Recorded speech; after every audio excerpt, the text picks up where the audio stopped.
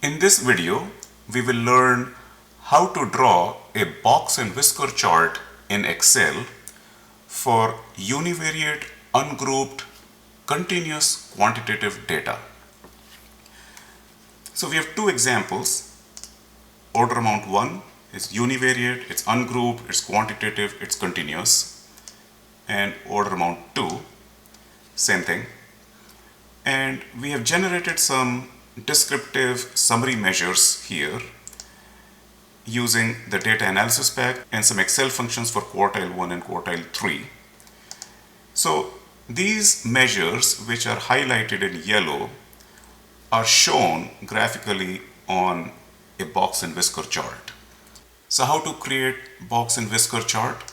Let's select our data range and we'll click on Insert, Recommended Charts, All Charts, Box and Whisker Chart. There's the box and whisker chart for order amount 1. Now we can change the title,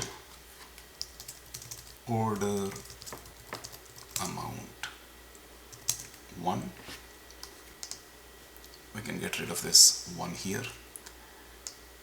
So we see that this is the minimum value at 125. That's the maximum value at 1475. This, the bottom of the box, is quartile 1 at 310.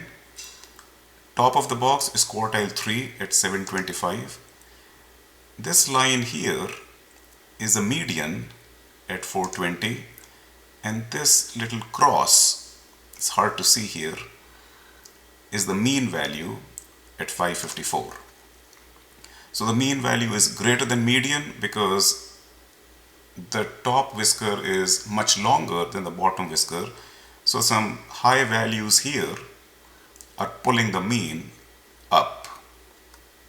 Box and whisker charts are often put side by side for comparison of the distributions of continuous, quantitative, ungrouped, univariate data. So we've selected the range for the second chart, recommended charts, all charts, box and whisker. It's best to put them side by side, and we will give it an appropriate title, box and whisker chart for order amount 2. Now, when we put them side by side, it's important to make sure that the calibration on the y-axis is the same, otherwise the comparison may not be very useful.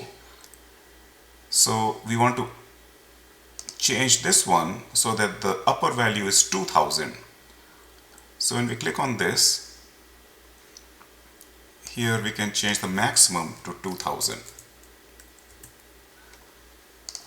Now the scales on the y-axis are identical, so we can do a side-by-side comparison. We can see that overall these values are much lower than these values. We can also see that there's much more variability here than here.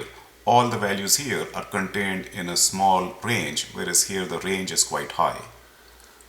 So when you have several columns of data, you can put several box and whisker charts side by side and get a feel of the distribution.